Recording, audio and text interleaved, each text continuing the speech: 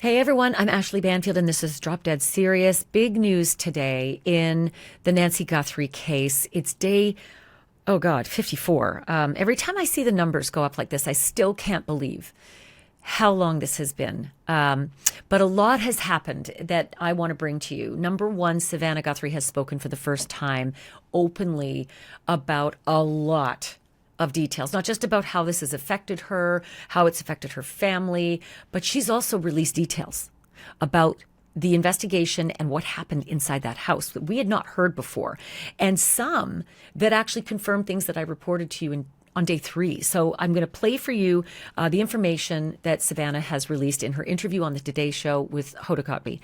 And also, I've learned some information as well from my sources in the investigation about the progress or lack thereof, specifics about that. And in a moment, you're also going to hear from an investigator who perhaps might be the leading authority on cases that are real difficult to solve. Like the case that he was instrumental in solving took up to 4 decades to solve. So Paul Holes, famous Costa Contra investigator, he is going to join me in just a moment and talk about when a case atrophies and how they draw down on the investigators, the staffing, the resources, and all the rest. Like, what's the actual metric they use to start pulling everything away? Because right now we know there's a task force, right? It used to be 400 investigators, right? Now we know it is task force, and it may be only a dozen or so. That's FBI and Pima County Sheriff's Department investigators. So he's really, really knowledgeable about that, especially with the information that I just learned from my source about where this investigation stands now. So let me just get right to it with some of the news that Savannah Guthrie made when she did her interview on the Today Show this morning. And again, it is March 26th. It's Thursday. So Hoda got right to it and talked about how she learned that her mom was missing. Like what were the steps that she went through to find out what had happened and arrive down in Arizona and meet up with her siblings for the first time. And what you're about to hear is not only that information, but also listen very carefully in Savannah's answer, because she gives a detail about the back doors of the house. And I need to tell you that a couple days ago, I did an episode on information that I got from my sources, law enforcement sources, saying that the Guthrie kids had told the police that Mrs. Guthrie routinely left her back doors, plural, open, unlocked. And we did the best we could to look with every image we could at the back of Mrs. Guthrie's house, and we could only identify 2 back doors. But since that episode, Gray Hughes, who also helped me to identify this, was able to identify a 3rd door that you just cannot see. It's a 3rd back door that actually goes into the kitchen. Well, I was just on Ashleigh Banfield's show yesterday, and a recording, and she put out a video, and we were discussing where the doors are, and then she apparently uncovered an image today where it shows, I think it's Savannah Guthrie inside the home.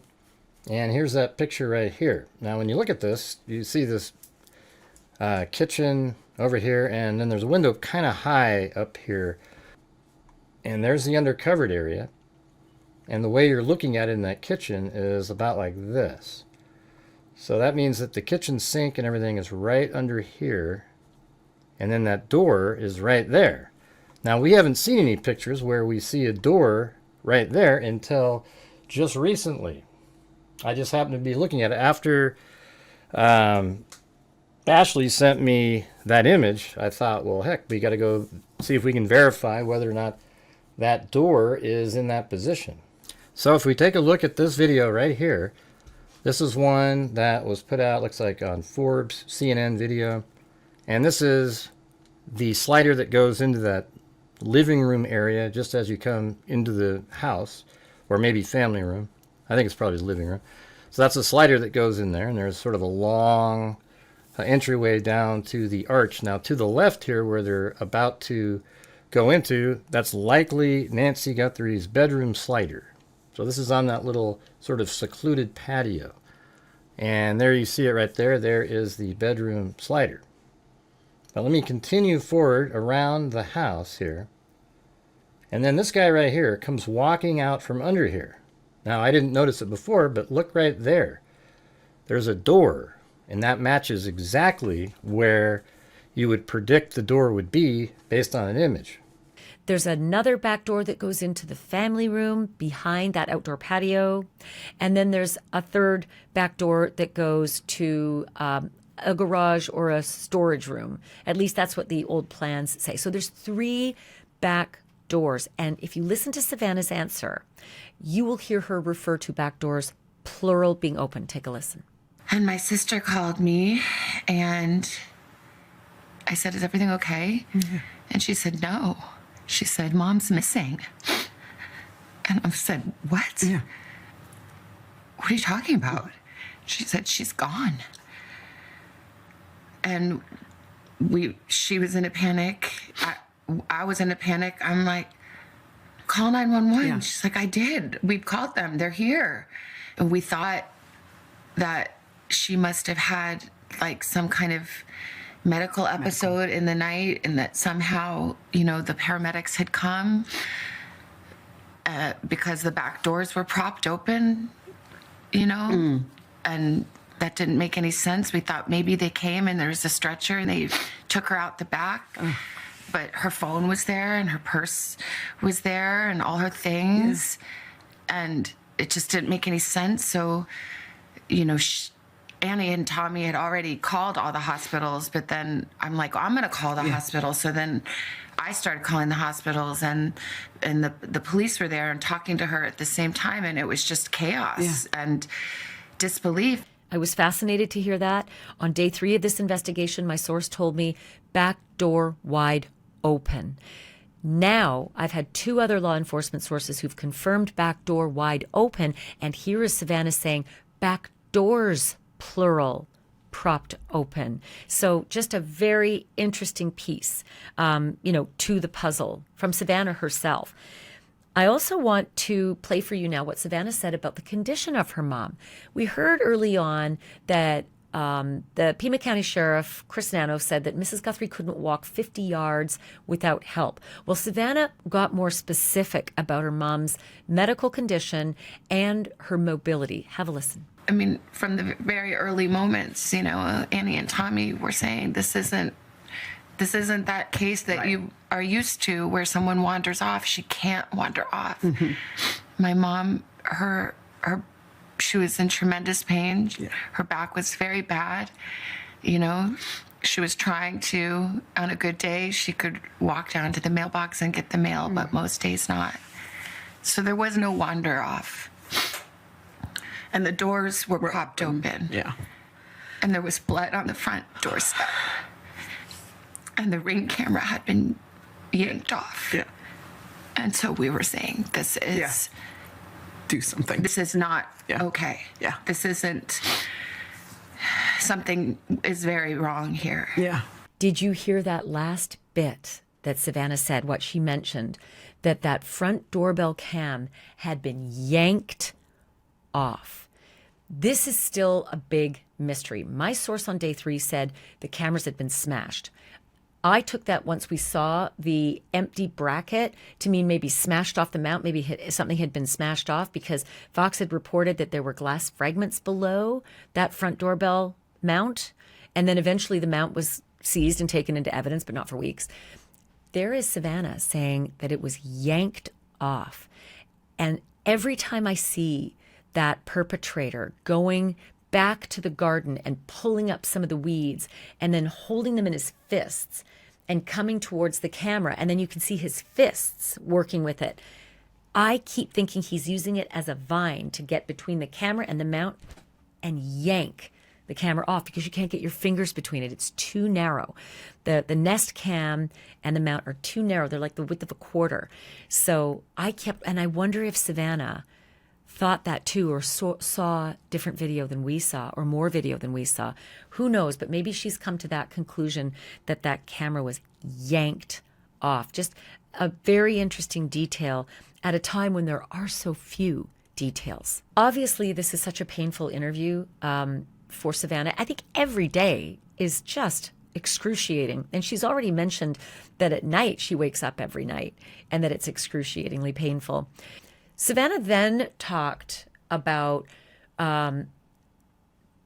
how, look, we've all asked the question, right? Why did this happen? Who took Mrs. Guthrie and why? Who wanted Nancy Guthrie and why? And many of us have wondered, is it because of her famous daughter, right? And early on, those ransom notes made us feel like this must have been why. You know, you're stealing her, and then you're sending this family ransom notes because maybe you know that Nancy Guthrie had a wealthy, famous daughter in television. And Savannah talks about that and about how she had a conversation with her brother about that. And she steps into the portion about what we've all wondered, like how much guilt must she have felt? I'm using that word, she's not. But you can see in her pain how she is struggling with this. Take a look. I mean, my siblings are so amazing. My brother, you know, he spent his career in the military and worked in intelligence and is a fighter pilot and is brilliant. And he saw very clearly right away what this was. Yeah. And even on the phone, when I called him, he knew. He knew. And he said, I think she's been kidnapped for ransom. And I said, Yeah. what? Yeah. Well, why? What? And then, I mean, it sounds so like how dumb could I be? But I didn't want to believe. I just said, do you think because of me?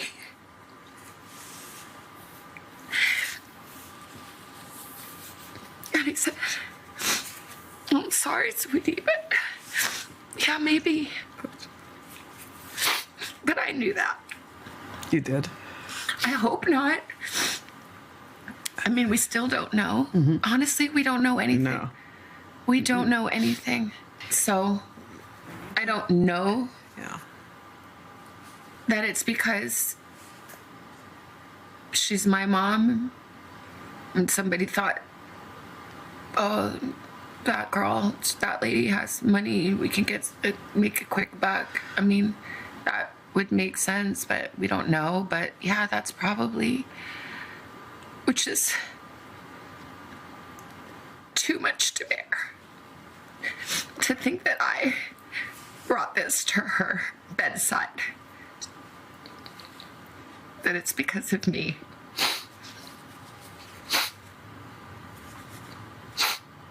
And I just say, I'm so sorry, Mommy. I'm so sorry. And I'm sorry to my sister and my brother and my kids and my nephew and Tommy and my brother-in-law. I'm like so sorry. I'm so sorry. If it is me, I'm so sorry. I'm so sorry. One other detail that Savannah released today was in furtherance to what she mentioned in one of her Instagram posts, which was, my mom was taken from her bed in the dark of night. Now she's going further and giving details about what her mom was wearing when she was taken from that home. Take a listen. How is it possible that we are having to make a video speaking to a kidnapper who took an 84-year-old woman in the dead of night in her pajamas with no shoes, without her medicine? This little person, and to beg for mercy. That's new. Pajamas and no shoes. That is new information, because I think about Mrs. Guthrie being taken, if she was walking, that stone path off of her front entrance, her tiled front entrance outside her front door, that would not be the kind of thing you'd want to walk on with bare feet without shoes. So it's painful to think about, an 84-year-old woman being forced to walk over those stones without her shoes, or God forbid, being carried for whatever reason. But that is a detail we didn't know until now. And Savannah spoke specifically about the whole ransom piece because we're well into the end of week 8 right now, and many of us have sort of felt as though the ransom piece has fallen away. There hasn't been any mention of it. The alleged ransom seekers never gave proof of life, never gave a second communication to say, okay, well, this deadline is passed now. We'll give you a proof of life or a photo. And that's all that Savannah and her siblings asked for, right? If you're real, you have to tell us that you're real and you have to give us proof that you have my mother. And so she speaks to the ransom piece because while we may have all moved on from it, it doesn't feel like Savannah has. There are a lot of different notes, I think, that came. And I think most of them, it's my understanding, are not real. And I didn't see them. But,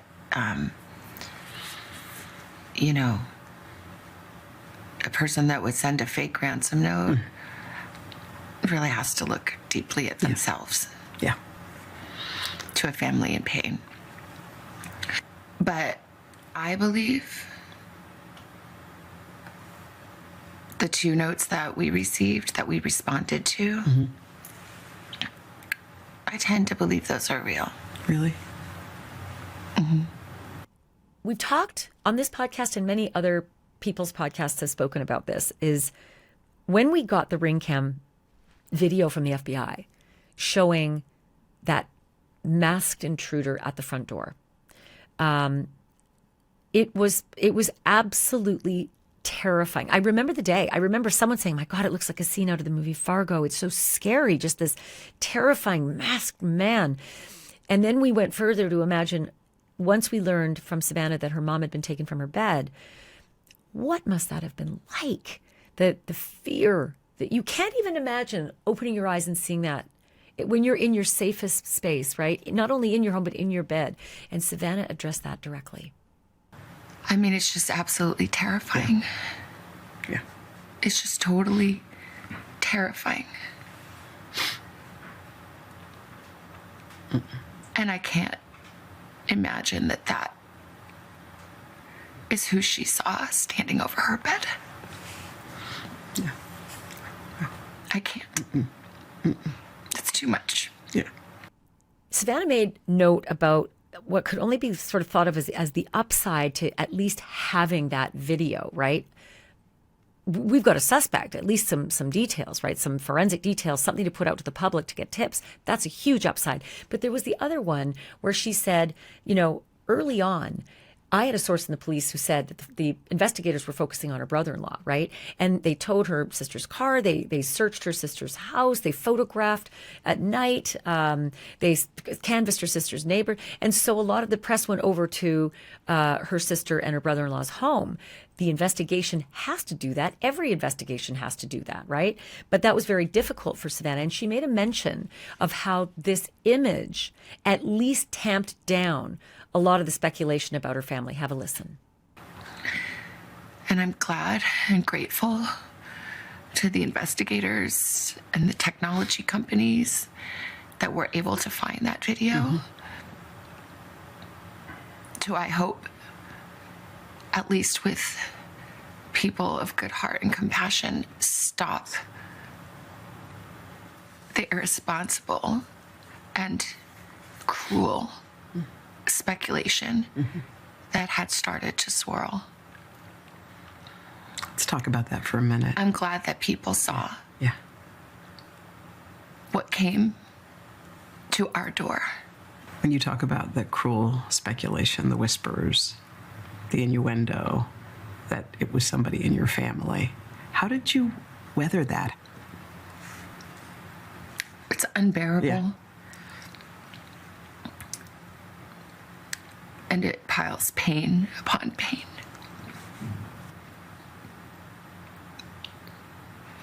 There are no words. There are no words. I don't understand. I'll never understand. And no one took better care of my mom than my sister and brother-in-law. And no one protected my mom more than my brother. Obviously, Savannah is a woman of faith, and she has made, many mentions of how her faith has been helping her. She's mentioned it in her Instagram posts. She has asked God for help. She has written a book about how faith has guided her in life. And she also told Hoda that the goodness and kindness of God is remarkable and an equal measure to my sorrow, meaning that balance of how horrible it's been and how wonderful God has been to her in all of this and helping get her through it. And to that end, Savannah also mentioned that God has spoken to her in all of this. And what she said really is profound in how Savannah has been processing this. Take a listen. As I said to myself, I can handle anything, God. I can handle anything. I just can't handle not knowing. We can't handle not knowing. Yeah. I have to know. And I heard a voice. And it said, you do know where she is. She's with me. She's with me. So whether she is on this earth still, or whether she is in heaven, I know where she is. I know who she's with. But we need to know. Savannah also spoke about the home, the family home. And if you didn't already know this, this was where she and her siblings grew up. She even talked about how when she was 16 years old, she came home and her mom and her sister Annie were on the couch crying because they were about to tell her that her father had just died suddenly. Just an earth-shattering moment in the Guthrie family. Something that she said actually helped her mother prepare Savannah and her two siblings for difficulties in life. Obviously, this one being the most difficult. But here's how she talks about this Tucson home, their family home, and how special it was to her mom. My mom loved and treasured that house. In good years and lean years, they were able to hold on to that house. That's my mom's safe haven. It's really hard to see that violated, and the terror that she must have felt is unbearable. It's unbearable. Hoda also asked Savannah about the decision to finally get on a plane and go back home to New York. I mean, imagine yourself for a moment. You've been living this nightmare for weeks and weeks on end in a temporary residence with your siblings with no answers, total confusion and terror, missing your mom, wondering, and your mind would race to the worst things. And eventually you have these children and a life and a family and a job and everything back up in New York that you're going to have to return to. But that decision of when and how hard that decision must have been. But here's how that part of the conversation went. I looked out the window of the airplane and just thought, where are you? Yeah. That desert, that beautiful desert that she loves. So where are you? Yeah. How could I leave you? One of the difficult things Savannah mentioned was that she moved houses many times. We hadn't known that either. We knew that originally she'd been staying at her sister's home and then moved to a very private and secluded place, but we didn't know that she had moved many times. And then Hoda asked her a very specific question about how she thinks the investigation is going, because I read a comment earlier underneath in the podcast, one of the podcasts I'd released, and someone said, have you noticed that there's been no mention about the sheriff and the work that the sheriff's doing? And I started to wonder, I wonder how Savannah feels about that. And Hoda asked her directly. Well, it's still going. Yeah. And Yeah. people have worked tirelessly.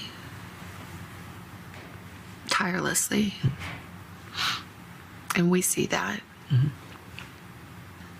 But we need answers. Mm-hmm. We cannot be at peace without knowing. And someone can do the right thing. She definitely needs answers. More than any of us, Savannah and her family need these answers. But are they going to get them? And when? How long? And so this is the key, right? As we move forward and we watch what's happening with the Pima County Sheriff's Department and the FBI and the task force that they've assembled, which is small, hell of a lot smaller than the 400 investigators several weeks ago. Now we're down to maybe a dozen or so, maybe 5 or 6 from the Pima County Sheriff's Department who now work in the Tucson field office of the FBI with, I don't know, a handful. They haven't given us the numbers, but it's the Tucson field office. It's not the Phoenix one. Many of the agents returned back to the field office in Phoenix. So the atrophying of a case is real. It's a thing. It is the natural order of things in an investigation because crimes continue and other crimes need investigating. And to that end, a source in the investigation has said, and this is a direct quote when asked, where does the investigation stand? The direct quote is, "We ain't got shit." That's one of the investigators in the investigation. We ain't got shit. And it is hard to hear that because all the while I have imagined that they've got really strong leads that they are pursuing, that they're close to getting, right? Like Koberger. We did not know they were following him across the country, that they'd pulled his father's garbage and that they were parked outside his door and that they were grabbing him until they grabbed him. Like, we didn't know all that was happening under the surface of the water where the ducks paddle under the water feverishly, but it's calm up above and you don't know. We did not know that. And I assumed that was happening in this case. I assumed that there's something happening with this task force, that they're getting closer.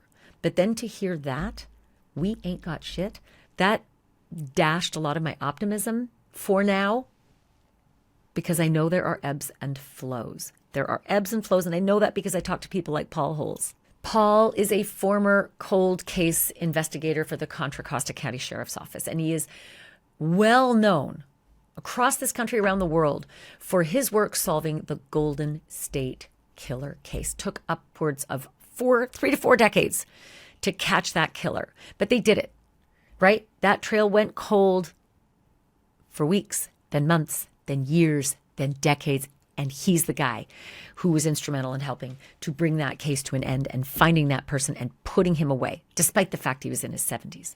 So I called him about the "we ain't got shit" comment, right? Should I be optimistic?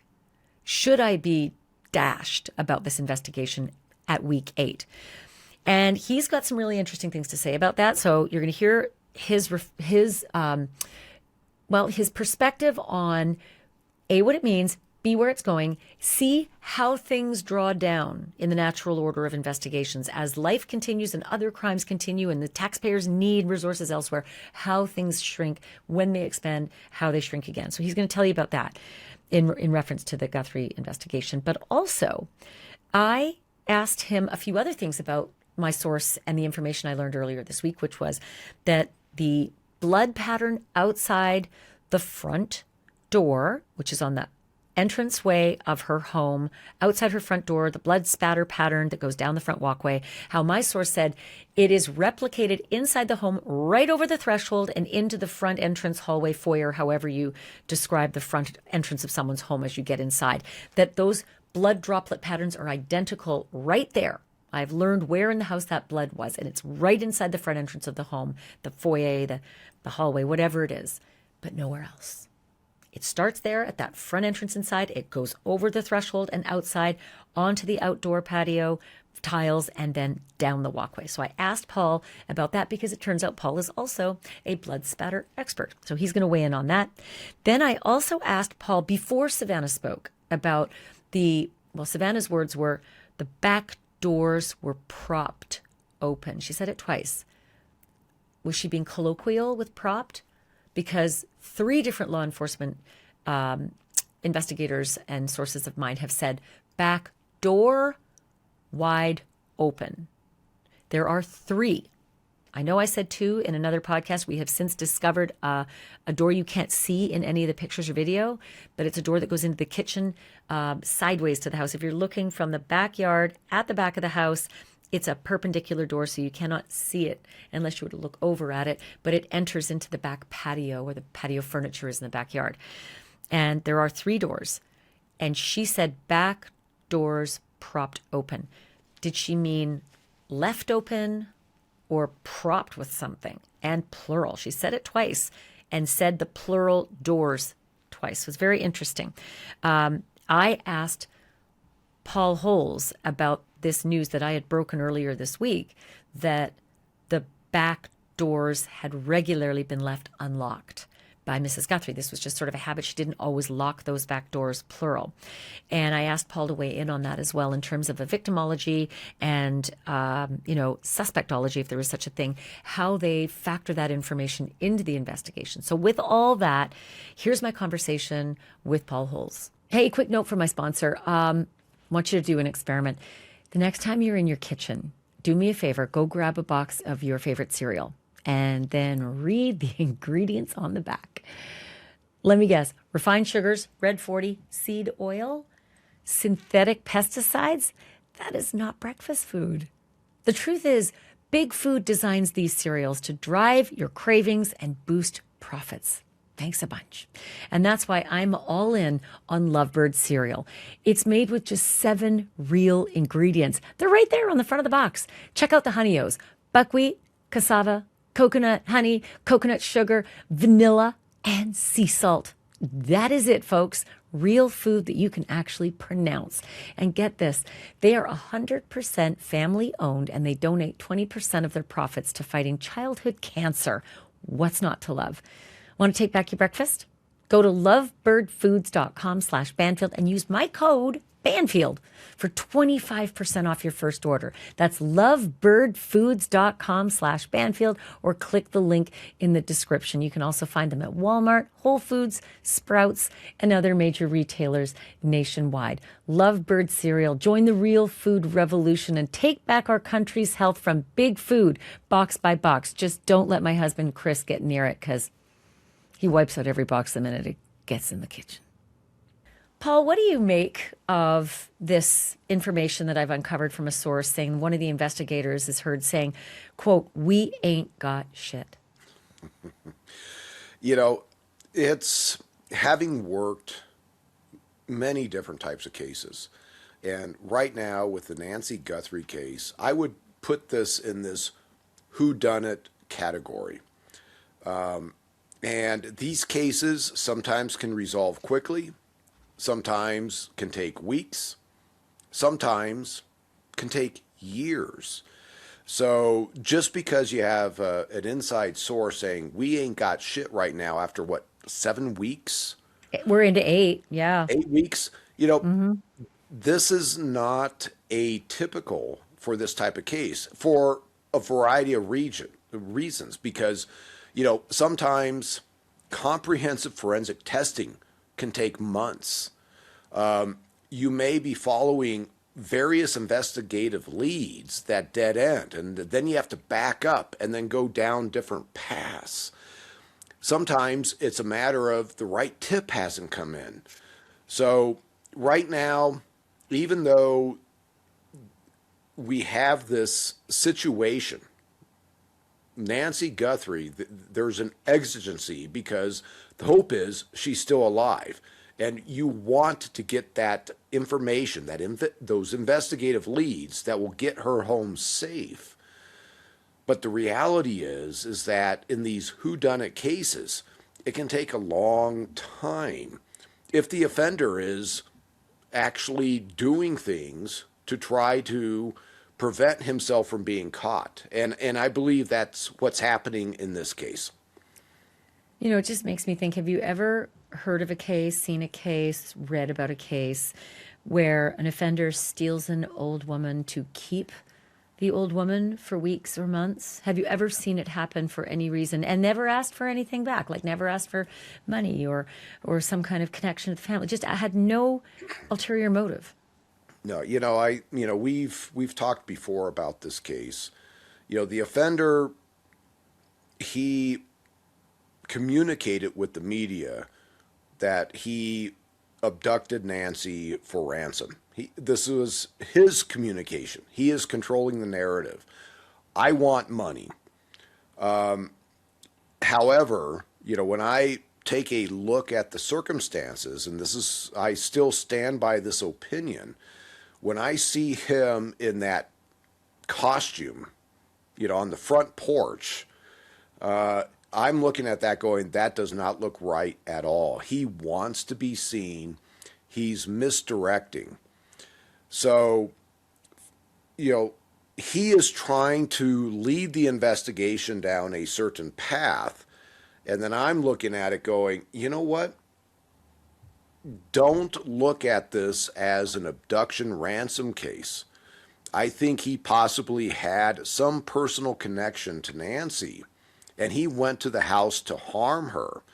And so when I hear, an inside source that you've developed that we don't have anything on this case, so it's like, okay, so what was the assumption? Let's back up. You guys may have followed a certain investigative path, a certain forensic path, and it hasn't panned out after almost 8 weeks.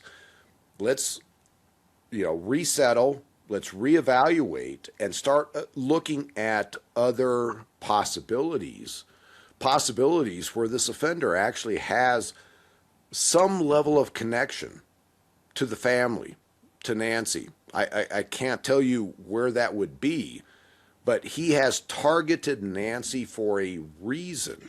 But it sounds to me like you're talking about him being a mastermind. Like I'm going to cosplay and misdirect and then take her and then send fake ransom notes to TMZ and the local media. Like that's not a real ransom, seeker. They don't go to the media. They say, don't go to the media. Don't go to the police. So aren't you ascribing a lot more to this guy than maybe what he might be capable of? Well, but that's also part of what I'm evaluating is, okay, he's going to the media with the ransom. Why is he doing that? Because that complicates his life. That just makes it harder for him to get what he is saying his goal is, which is the financial, assets. All this media attention is not making his life any easier. Him posing in front of the front porch camera is not making his life any issue. He's doing this on purpose. So that's where I'm thinking you have to take a look at the possibility that his primary goal was to cause harm to Nancy. And why is he doing that? And I think there's, two paths that I would look at. You have the celebrity status of Savannah Guthrie. Then you have maybe a personal interaction that he's had with Nancy. And then he's recognizing, there might be some financial resources that I can potentially exploit in order to misdirect law enforcement. So this is where I think instead of looking at this as an abduction ransom case, I mean, my personal opinion is that this is very possibly a straight up homicide case. And now he's staging it, making it look like, utilizing the media. And when you say, well, is he some sort of criminal mastermind?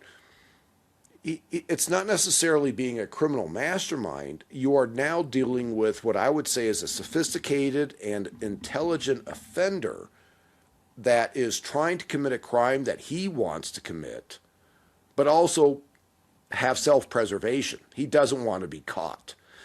So he's, I would say, a more intelligent offender, and we run across these guys consistently. We have dumb offenders. They don't do this level of thing. He at least has a level of intelligence to think things through. Now, criminal mastermind, the posing in front of the front porch camera in that costume, I'd go, oh no, he's not a criminal mastermind. But he at least has a level of sophistication to know how to manipulate the investigation and how to manipulate the media. Well, who knows what the investigators are doing in the background? All we can say is that at one point within the last 7.5 weeks, they had 400 people working this case. And now, as we go into month 2, we know there's a task force. It has a half dozen or less homicide members from Pima County, and then an unknown number from the FBI, all of them in the Tucson field office. The rest of the FBI have pulled back to the Phoenix FBI field office.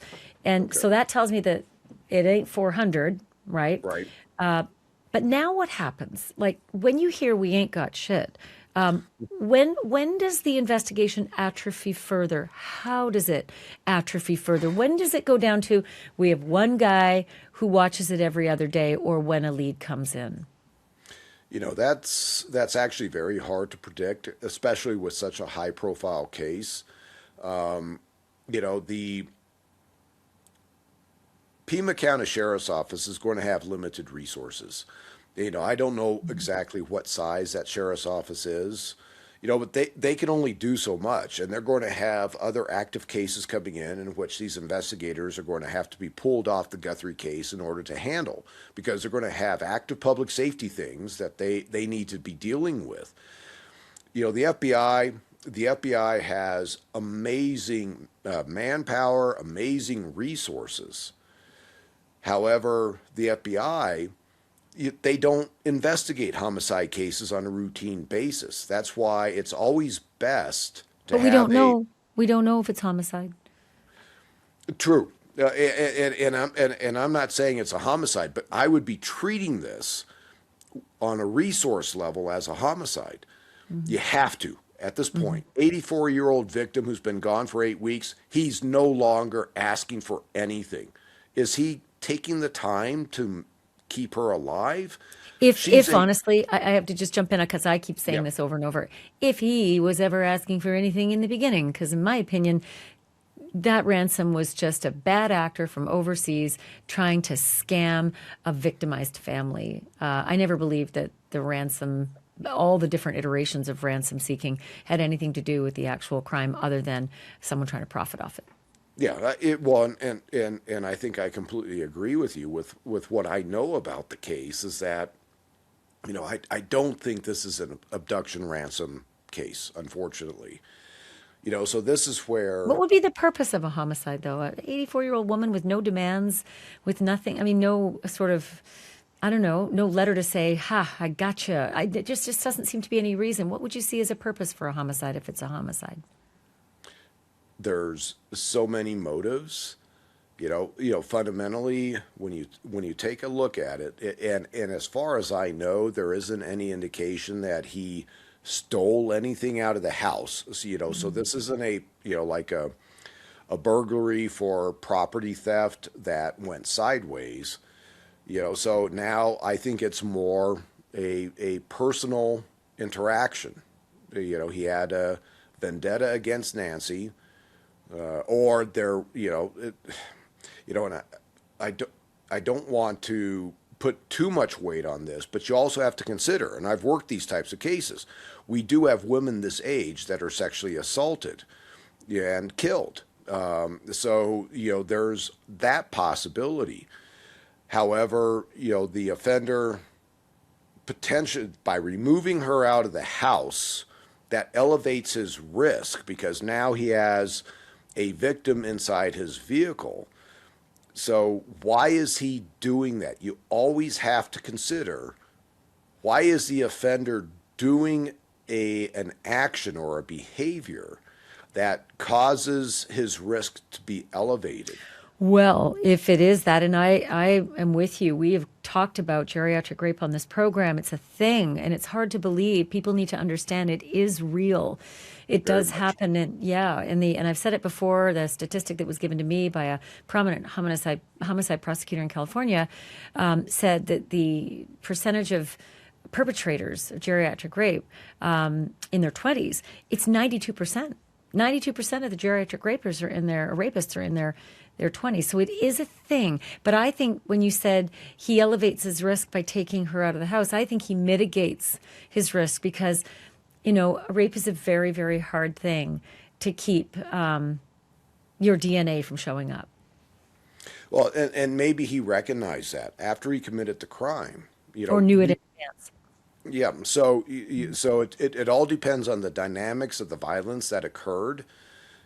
So if he recognized that, oh, I've left my DNA behind, I need to remove the source of the DNA, and that's removing Nancy's body out of the house, then yes, he is taking a step to, in his mind, lower the risk. But now he has a victim in his vehicle, which he could absolutely be pulled over in the middle of the night, right? There's aspects that where I'm looking at it going, okay, there's a possibility that you now are trying to do something that you think is self-preservation. However, you are elevating your risk. And that's where I just get back to that question of why is he doing that? And it may go back to your question, is he's now recognizing he's left objective identifying DNA evidence on or in Nancy's body, and now he has to take her with him. Absolutely. I completely agree with that. But one thing I didn't think of, and I don't know why I didn't think of it till now, because so often the conversations we've had, it's elevating your risk if you take a victim and put that victim in your car. Now your car is going to be invested. What if it was a stolen car overnight? What if he stole a car overnight, did this dastardly thing, and eventually got rid of Nancy's body and then put that car back that next morning or in a day? And no one knows, no one's the wiser. it's possible. I've got cases in which offenders have stolen vehicles, they switch license plates, they did their crime, then they switch license plates back, and then they dump the car, and sometimes these cars are set on fire. Sometimes I had one car end up in Tijuana. It's so, that is a possibility, but that also is informative about the criminal history of the offender. Typically, this isn't your novice criminal offender. If he's doing that, he understands the system and then knows how to get rid of something like a stolen vehicle. Let me tell you, my street was burglarized. All the cars on my street was burglarized. And it turns out the vehicle with the kids in it was stolen. So the dumb kids even knew enough to steal a car to commit their crimes. And it makes me think, if anyone's watching right now, if you happen to be in the Tucson area, if you remember something weird about your vehicle, it was parked in a different place the next morning on February 1st, or, something was odd. There was dirt on it you didn't recognize, and you can't get past what the heck happened, and you think your friend took it, and you can't get over that your friend won't admit it. It might be worth calling the police. It might be worth calling 1-800-FBI, because, it's entirely possible this guy stole a car, did his crimes, put that car back, and he's walking free. No, absolutely. And I would say if you have something like that you remember, open up the trunk of your car or the back seat and shine a flashlight and see if you can see some dark stains, because Nancy's bleeding, and it's possible she bled in this vehicle she was transported in. And if the vehicle has darker fabric, that blood is not going to be very readily visible. I've experienced that myself. So you have to really look. So as an investigator, if there's somebody watching right now who thinks, geez, you know what? I couldn't figure out what the hell went on February 1st. I had that weird thing happen. My vehicle was parked different. And I assumed my wife did it, but then she said she didn't, and I figured she was playing a prank, whatever it is. What exposure does somebody have? If they call the Pima County Sheriff's Department or 1-800-FBI, that's the one I recommend. Now, do they need a lawyer? Because if their car is processed and Nancy's blood is in it, and they're the ones that came forward, what exposure do they have? What kind of protection do they need? It usually becomes very obvious very early on. You think about this. What offender in this case is going to call up law enforcement and say, "Hey, It's a nice my cover. car was stolen." It's a nice cover. But you know what? It's not a difficult thing to resolve typically with innocent people. You are doing the right thing by coming forward and saying, "Hey, I recognize this. I heard details, on Ashleigh Banfield's show, and I thought, hey, you know what? I think, maybe there's something going on here." And you will be interviewed for sure. And law enforcement is going to kind of take a look at your background and where you were at and everything else and stuff. But, if you're truly innocent, that's not going to be a factor at all. I mean, Well, you'd be very easily cleared. You hope, yeah. I mean, we've certainly had innocent people put away, but you're For right. sure. What kind of a guilty person's going to call up and say, "Oh, hey," but it is a Well, cover. and not this guy. I mean, look at what he's doing now. I mean, he put out there, maybe he's the one that communicated. Maybe it's like what you said.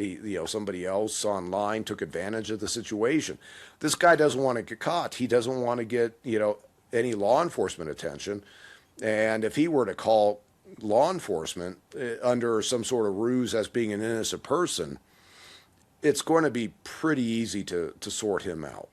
Yeah, yeah. There's so many electronic alibis now as well. Not just if you live alone and you were sleeping that night. Your watch will tell everybody whether you were sleeping. Your phone, your front door, did it open, did it close? I mean, there's all sorts of things that can, and the video in your street that can see so much.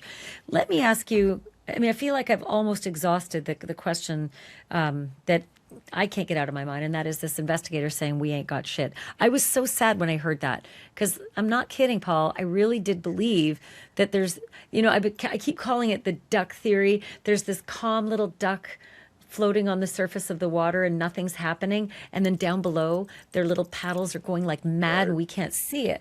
I assumed that was this investigation. And actually, I asked my husband about it over dinner, and he said, wait, there aren't 400 officers or 400 people working on that case anymore? I mean, I think a lot of people don't realize it's atrophied down to a small task force. And it will get smaller. It's just how and when do they make those decisions? What makes those decisions for them? Well, there's a lot of factors. Of course, primarily it comes down to each agency, what their level of resources are, how many cases they're having to handle.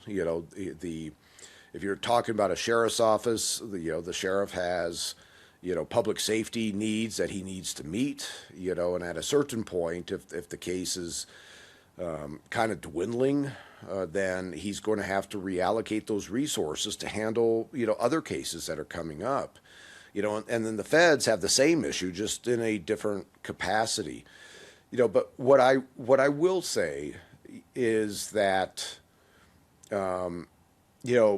this case is going to have legs for sure, and there will be resources dedicated to it. But what kind? Like how many? What sort? And for how long?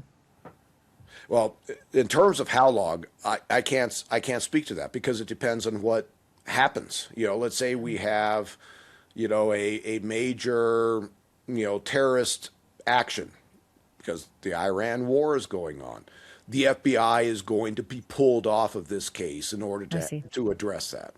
Yeah. So at this point, I would say Natural order of law enforcement is what you're saying, is that, there are other things happening that need our attention and our tax dollars as well. Well, and that's where, I spent so much time working cold cases, and, many of these cases went cold is because law enforcement resources got directed to current cases. That's just it. There's always more cases that are coming in. And then after a case goes so long, and like with this particular case, there's going to be an assessment. Okay, what's the public safety threat? You know, do we have a serial rapist? Do we have a serial killer? Do we have a bank robber that's going in and killing people on a weekly basis? That's probably not what this case is. And so as time goes on, law enforcement authorities are going to go, okay, this was a one-off. It's not an active public safety threat. We want to solve it. However, resources have to be going to the current state in our jurisdiction to keep the public safe. And that's just the nature of law enforcement. And I know it's frustrating to hear. It's frustrating for me as a cold case investigator going, can't we do something on these older cases? But the reality is law enforcement is there for the current situation of keeping the public safe, first and foremost. And then you go to the cases that now have some age to them. With Nancy Guthrie's case, the big question mark is she still alive or not? And that's where you still will have resources dedicated with the hope that she's still alive. Well, and I gotta say, this may sound crazy, but the podcasters come in as well. You know, there's plenty of podcasters out there who have actually really crowdsourced a lot of leads and details and solutions. Gabby Petito was found because of a podcaster. I think the Elgin, Illinois Police Department, they put out the podcast, I think it's called Somebody Knows Something, and they were able to find the car of a long missing woman who was dead under, you know, a river, at the bottom of a river. So there are alternate means to continue the heat, so to speak. But being on your side of law enforcement and knowing that there's people like me on the other side here just looking for the information, doesn't it make sense to keep feeding the media so that they will keep the story alive and keep the tips coming in? There most certainly is a strategy that law enforcement can continue to employ. And you know, one of the criticisms that I have with law enforcement is they have a tendency to circle the bandwagon, right? We're not going to interact with media. And very early on in a case, that's appropriate. You have to keep details about the case out of the public domain because those details may be what is needed in order to be able to successfully solve and prosecute the case. But as the case ages, and as, you know, understanding the circumstances, more experienced investigators and agencies start understanding we need to make sure that we can continue to keep the media and the public informed because there may be a solution as we provide more details. Unfortunately, there's so many agencies that literally put their head in the sand and never communicate any more details of the case because they just don't have the experience to evaluate how to, I'd call it a seesaw. You know, it's sort of like as time goes on, you need to be able to feed more details.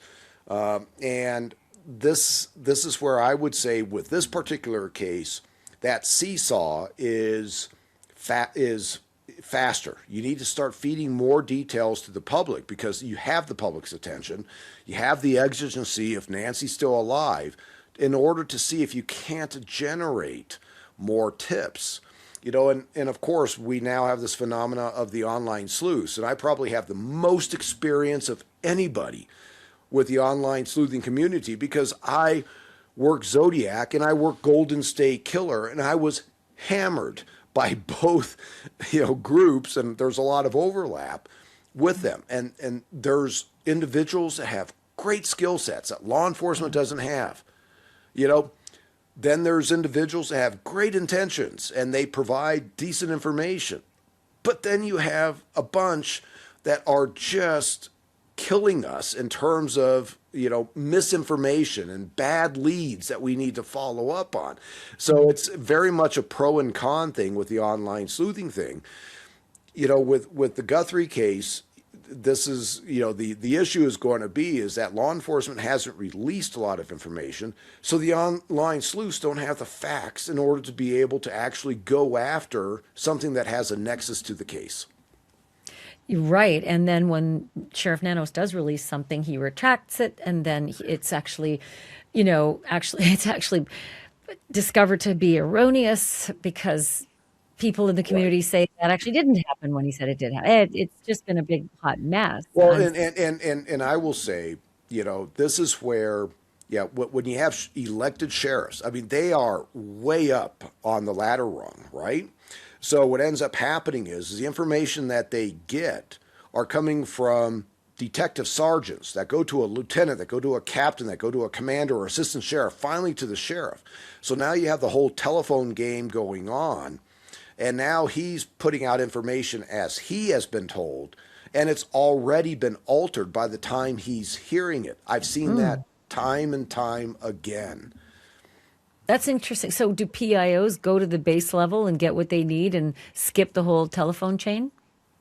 PIOs usually speak in terms which they are able to provide Obfuscate. information, but it's not where somebody can go, oh, no, you're wrong here. PIOs are very, very good at least providing information that the media is going, okay, we're good, without getting down into the details where now people are fact checking them. Right, right. And they do obfuscate, and I know they have sure. a hard job. I've worked with Yeah. them for 38 years. So, okay, so it's obvious that the natural order of things will show that this task force will get smaller eventually, that those who are assigned to the case will be reassigned, and eventually, this case might have one or two or three or even just one person on it, which is hard for everybody who's so invested in this, particularly the Guthrie family. Yeah. That's hard for them to realize, but it's like you said, it's the natural order. Talk to me a little bit about the other news that my source told me this week. A couple things. First and foremost, that the family has told the police that Nancy Guthrie rarely locked her back doors. And I want to make a correction. I said this earlier, but I want to make a correction. She has 3 back doors.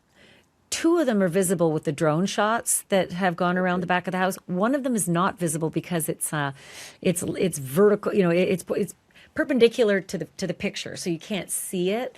But there is a 3rd back door. So now knowing there's 3 back doors, that Nancy Guthrie apparently rarely locked her back doors. How does that, in your opinion, affect the way investigators go about this case, knowing that this perpetrator got in somehow? Well, obviously, unlocked doors are an easy thing for offenders to be able to go through, and we see it commonly with serial burglars, serial rapists. They literally will walk through neighborhoods and just randomly start checking doors, going from house to house. And the house that has an unlocked door, they go in. On that exact visit, or will they check and then note it for later? It depends. It really depends on the offender. Well, we have offenders that will just go in, and victimize. So And it's we the all- randomness of whoever on that block left the door open, no matter whether there's 7 people in the house or one person living there. Absolutely. This is Sacramento. Man, that's high risk. It is, but this is where, you are dealing with offenders that are willing to do this, and sometimes it's a simple neighborhood burglar who's only interested in property crime. And he's just going around and he's checking front doors or he's checking the rear slider. And then when he finds something, he goes in. If there's a dog barking inside, he moves on to the next house because he has 100 houses that he can go into.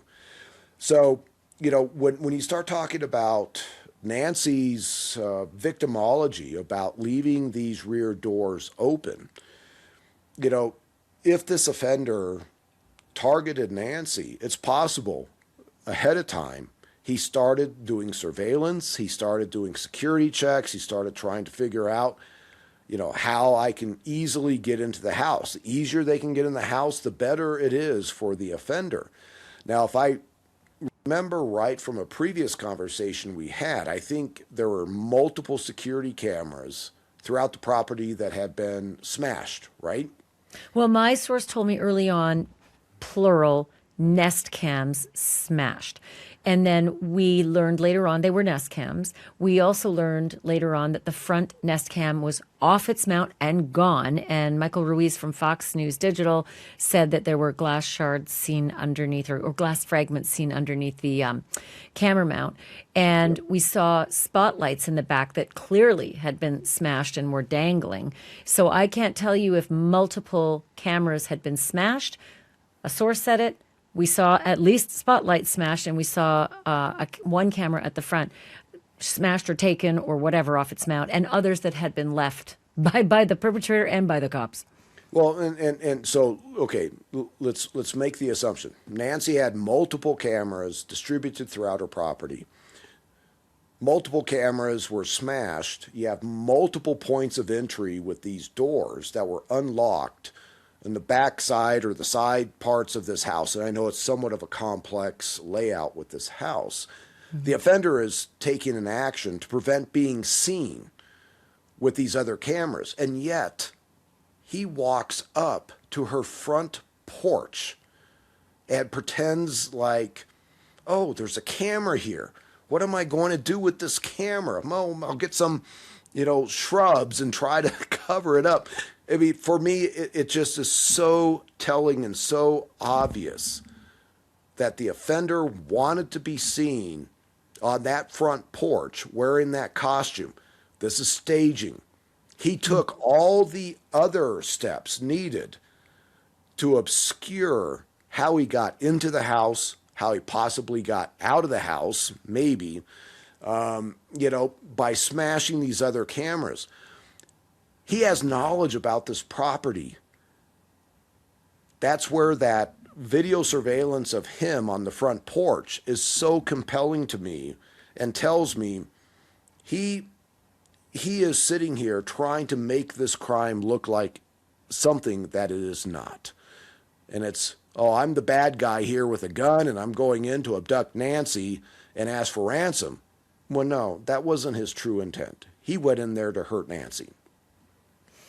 Do you think it's possible that this guy had worked in that backyard once, twice, many times before, saw the pattern that those doors don't get locked every time she goes in and out of them, and returned that night, but decided to do the camera in the front end so that he could take her out that way and you never saw his car leave? It's less about trying not to be on camera. It's more about making sure his car, once he takes her out that front door and loads her in the car, isn't seen on camera.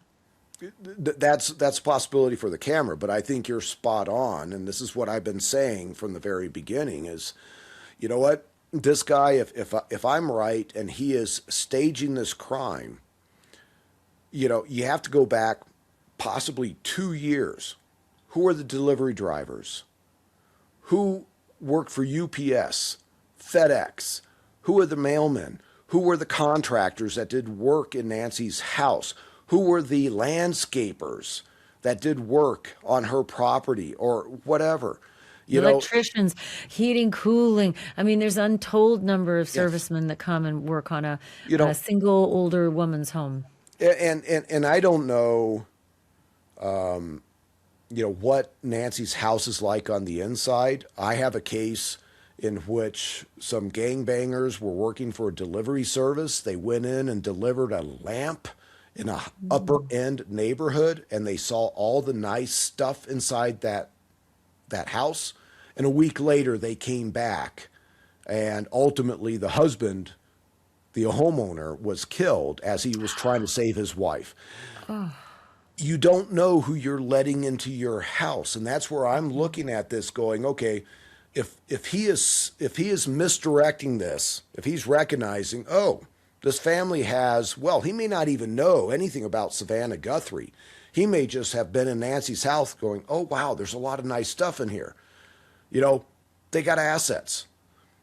But decided that she was going to be a victim because she fit something. Either she, had a negative interaction with him, maybe bad words back and forth, or, he saw her and she fit what his sexual fantasies were, and he's going, I'm going to go back there, but I know I can, have law enforcement go down the wrong path because they have money. And so I'm going to say I want a ransom. I'm going to remove her from the house and have a ransom.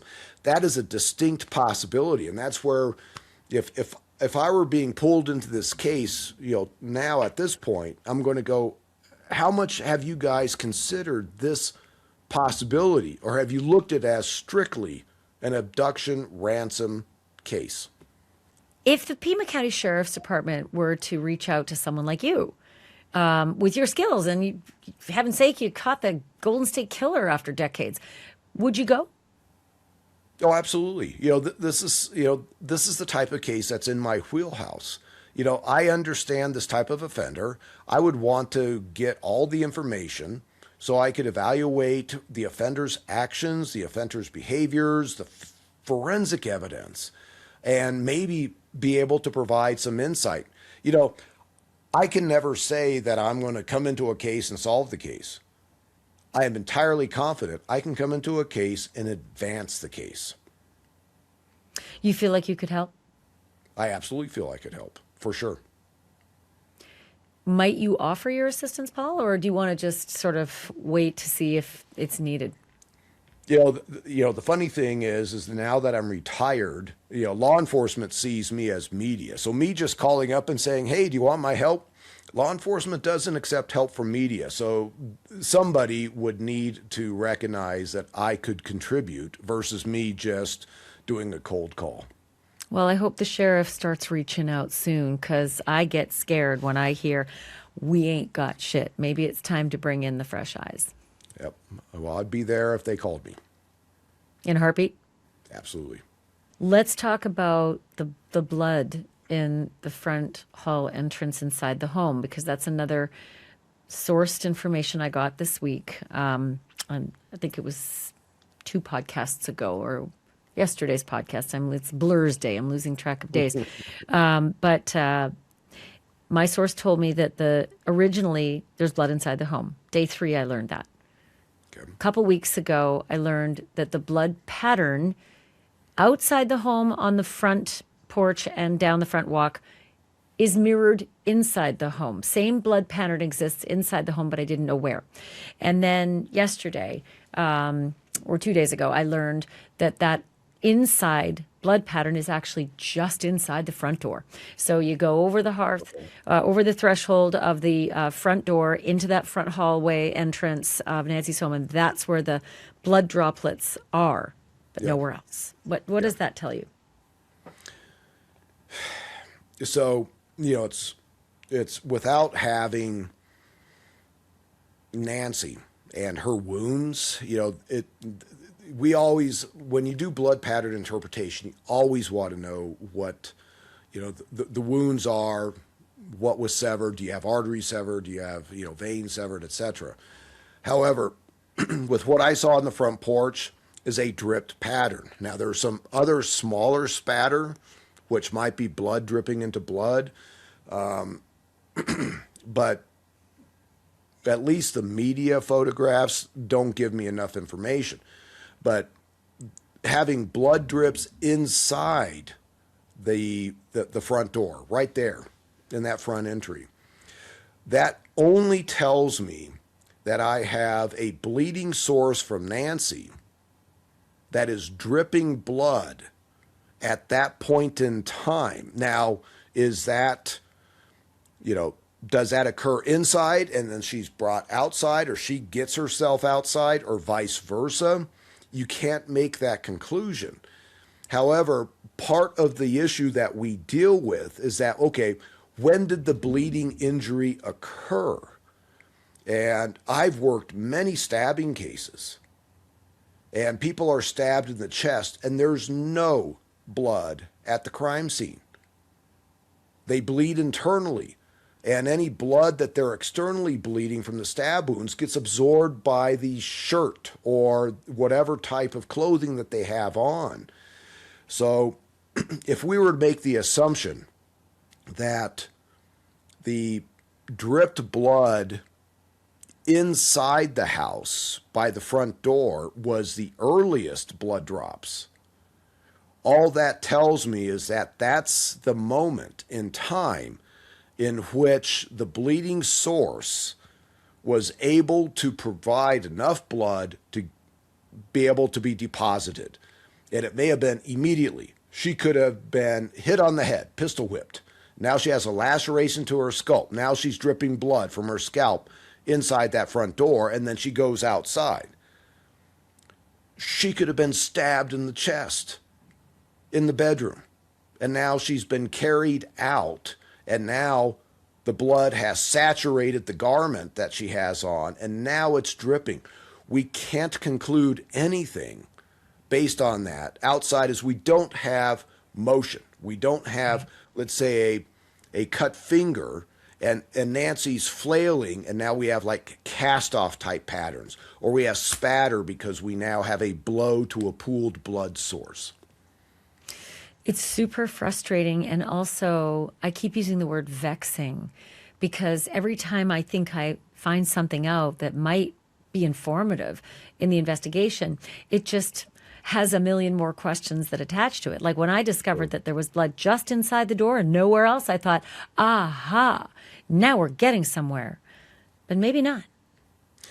No, and this is where, part of my frustration, because I was on the other side and I had access to everything when I worked my cases, and so now being more on this side where I am now having to, learn from you and learning from the headlines, what are they finding? It's so hard to have a complete picture. And that's where I always caution people is that, law enforcement generally has a lot more knowledge about the case than what they're letting on. The hope is that there's, some direction that they're able to take that's going to solve the case. You mean paddling underneath the water really, really fast where you can't see it above the water? That's what I thought, Paul Holes. That's what I thought at this point. I had hoped, I had so much optimism that was what was happening under the surface. And then I heard, quote, "We ain't got shit." Well, they do, and that's where, think about the cases I worked. I worked cases 30, 40 years old. I didn't have video surveillance cam of the guy, standing in front on the front porch. I didn't have digital markers on when, for timelines. I didn't have the guy communicating. This is where you have to get back down to the core. The core of the case is assessing victimology. It's assessing the forensic evidence. It's going to be assessing the behavioral actions of the offender and going, are we on the right path? And, today, the forensic aspect, that's one of the first things I'd focus in on. If I were being pulled in this case, I'd be going, what have you done? Have you processed her bed sheets, her comforter, her pillowcases for everything possible? That's likely. If I understand Nancy's victimology, her hearing aids were taken out. She's likely asleep. That's where the offender is first interacting with her. You may not see blood there. What else do you have? Have you even collected hair evidence? In this day and age, even with shed hair, we have the possibility of identifying who shed that hair. Have you gone after that? Where else in the house do you see disturbances where you think the offender may have interacted?